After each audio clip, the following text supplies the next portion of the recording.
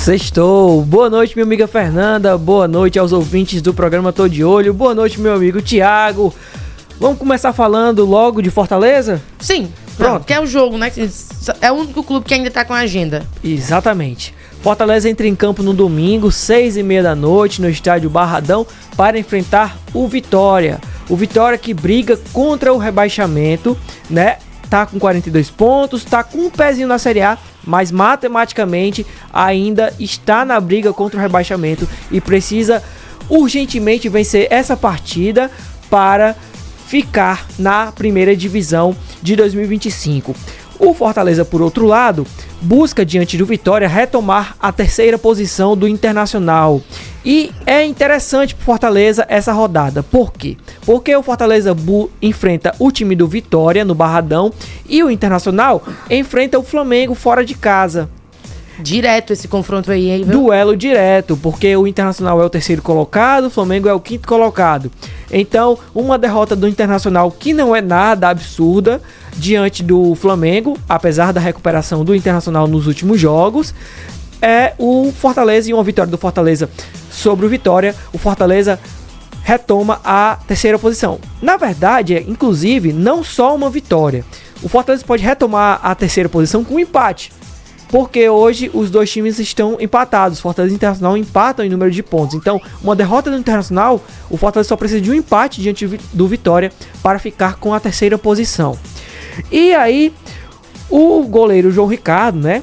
Essa semana ele teve coletiva e ele falou que esse jogo não vai ser fácil para o time do Fortaleza. Mas aí vamos explicar o porquê. O Vitória vem de uma boa sequência. O Vitória empatou com o Botafogo fora de casa. Lá no Newton Santos. No Newton Santos, o Botafogo brigando pelo título e o Vitória brigando contra o rebaixamento. Conseguiu arrancar esse empate. Detalhe, o Vitória saiu na frente e tomou um gol ali que foi meio com a confusão da zaga do Vitória. Então não foi fácil pro Botafogo empatar esse jogo. Então não foi mérito do Botafogo, foi mais uma falha do Vitória, do Vitória. O Vitória conseguiu uma vitória fora de casa sobre o time do Criciúma. Então o Vitória vem de uma boa recuperação nos últimos jogos. Então, e jogando em casa, né? Exatamente. E assim, né, com a motivação de saber que precisa só dos 3 pontos para permanecer na primeira divisão. Então, por isso o João Ricardo falou que esse jogo não vai ser fácil e eu concordo com ele, mas vamos ouvir o que ele disse. Eu acho que a gente tem que se conscientizar que vai ser um jogo muito difícil, jogando na casa deles e eles querendo uma vitória para acabar de vez com esse fantasma de rebaixamento. Então, jogo muito difícil, muito pegado, muito competitivo, né? Mas a gente tem plenas condições aí, a gente vai estudar bem a equipe deles, a gente sabe que é uma equipe qualificada, mas a gente vai estudar bem aí para chegar lá e fazer um grande jogo. Exatamente, eu concordo com ele, como eu disse. Eu acho que não vai ser um jogo fácil. Concordo também. De fato. O João Ricardo teve falas muito sensatas nessa coletiva, né? Muito, muito mesmo. O João Ricardo eu acho até pela experiência dele, a vivência dele no futebol traz essa maturidade no discurso dele. Um outro ponto que o Fortaleza também entra em campo, essa partida se faz importante pro Fortaleza, é que o Fortaleza ainda tá brigando para garantir a vaga direta na Libertadores. Qual a situação hoje? 4 pontos garantem o Fortaleza no G4, independente de qualquer outro resultado. Essa é a matemática.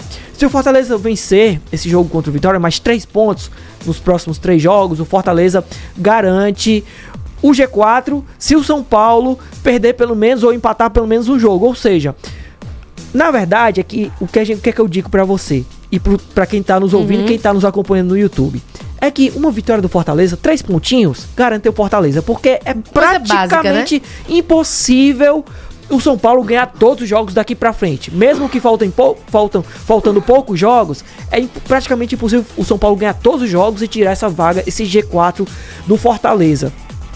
Além de que, também vale lembrar que no sábado tem a final da Libertadores.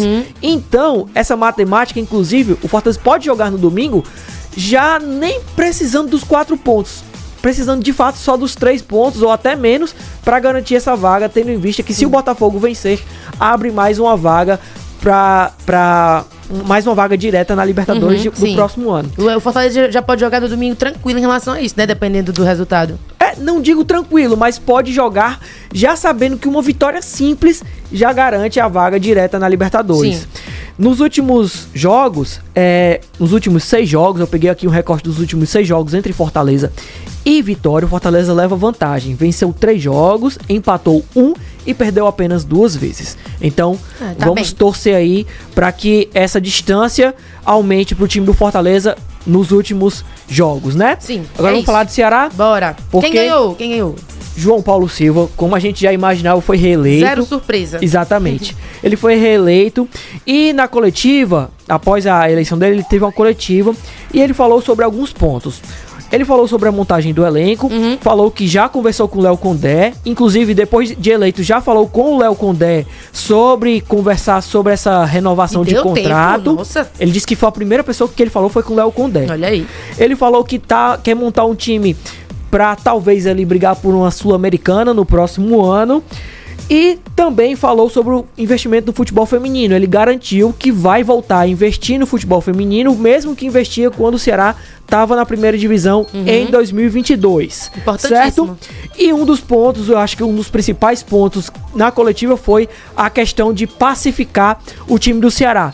Ele prometeu pacificar os bastidores do Ceará nesse novo mandato. Podemos ouvir?